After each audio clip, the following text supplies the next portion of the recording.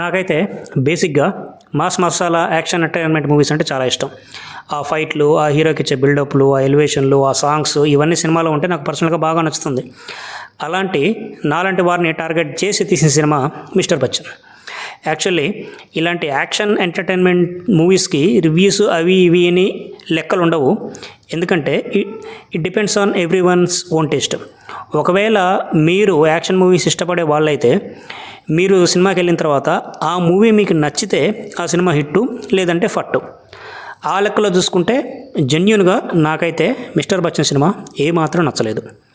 కొద్దిగా డీటెయిల్గా మాట్లాడుకుంటే, ఒక సిన్సియర్ ఇన్కమ్ ట్యాక్స్ ఆఫీసర్ అయిన బచ్చన్ రవితేజ ఒక ఐటీ రైడ్ చేసి ఆ ఐటీ రైడ్ కాబడ్డ వారి ఇన్ఫ్లుయెన్స్ చేత సస్పెండ్ అవుతాడు. సస్పెండ్ అయిన తర్వాత తన సొంత ఊరుకు వచ్చి తనకు నచ్చిన ప్లేబ్యాక్ సింగర్గా గడుపుతూ ఉంటాడు. అక్కడ హీరోయిన్ చూసి లవ్లో పడడం ఒక సాంగు. ఇప్పటివరకు మూవీ బాగానే ఉంటుంది, ఫస్ట్ హాఫ్ అన్ అవర్ వరకు. అక్కడి నుంచి సినిమా ముందుకు ఏమాత్రం కదలదు. ఒక 40 నిమిషాలు ఏమాత్రం స్టోరీ లేకుండా లవ్ ట్రాక్ని పెట్టి కొంచెం ల్యాగ్గా ఉంటుంది. తర్వాత మళ్ళీ ప్రీ ఇంటర్వెల్ నుంచి ఇంటర్వెల్ వరకు సినిమా మంచిగా పికప్ అందుకొని స్పీడ్ అందుకుంటుంది. మంచి బ్లాక్తో ఇంటర్వెల్ పడి ఫస్ట్ హాఫ్ పర్వాలేదు అనిపిస్తుంది. ఇక సెకండ్ హాఫ్ అయితే సింగిల్ పాయింట్ స్టోరీ, ఒక్క ఇంచు కూడా ముందుకు కదలదు. లిటరల్గా సినిమా ఎప్పుడైపోతుందన్న రేంజ్లో చిరాకు పుట్టిస్తుంది. అయితే సెకండ్ హాఫ్లో ఒక హీరో క్యామియో ఉంటుంది, అదొక్కటి మాత్రం బాగుంది. అది తప్ప సెకండ్ హాఫ్ అంతా డొల్ల. ఓవరాల్గా చెప్పాలంటే ఒక్క రవితేజ తప్ప ఈ సినిమాలో మాట్లాడుకోవడానికి ఇంకో సింగిల్ పాజిటివ్ పాయింట్ కూడా లేదు. జగపతి బాబు గారు ఎప్పట్లాగే తెల్ల జుట్టు, తెల్లగడ్డం, మొతక బట్టలు వేసుకొని బొంగురు గొంతుతో బ్యా అంటూ అరిచే క్యారెక్టర్. హీరోయిన్ పర్వాలేదు, బాగా చేయడానికి ట్రై చేసింది. మిగతా క్యారెక్టర్స్ ఒక్కడ కూడా పండలేదు. బాబు మోహన్ గారికి ఒక చిన్న క్యారెక్టర్ ఉంది, మంచి ఇంపాక్ట్ ఉన్న క్యారెక్టరు. ఇక చమ్మక్ చంద్ర క్యారెక్టర్ పరమచిరాకు పుట్టించింది. ప్రభాసీని క్యారెక్టర్ పరమచిరాకు పుట్టించింది.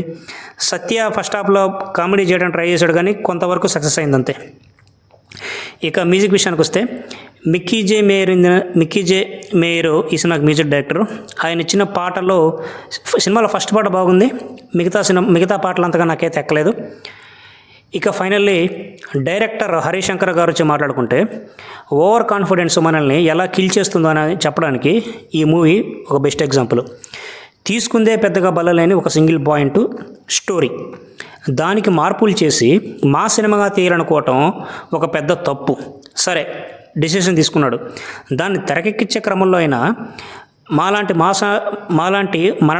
మాస్ ఆడియన్స్ని తక్కువ అంచనా వేసి మమ్మల్ని గ్రాంటెడ్గా తీసుకొని వీళ్ళ మొహాన 2 ఫైట్లు, 2 పాటలు, 2 ఎలివేషన్ సీన్లు పడేస్తే చాలు, వాళ్ళే చూస్తారులే అనే ఉద్దేశంతో ఏమాత్రం హానెస్ట్గా మంచి సినిమా తీద్దామని ఎఫెక్ట్ పెట్టకుండా ఈ సినిమా తీసినట్టు అనిపించింది.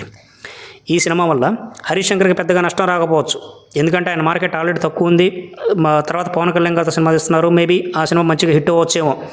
కానీ రవితేజ లాంటి మంచి స్టార్ హీరో మార్కెట్ పడిపోవటం మాత్రం ఇక్కడ చాలా బాధాకరమైన విషయం. ఫైనల్గా హరిశంకర్ గారు కానీ రవితేజ గారు కానీ మనం అసలు ఎలాంటి సినిమాలు చేస్తున్నాము అని ఆలోచించి వాళ్ళ తర్వాత సినిమాలు తీస్తే మంచిదని నా అభిప్రాయం. Thank you very much for watching. This is Shivaprasad signing of.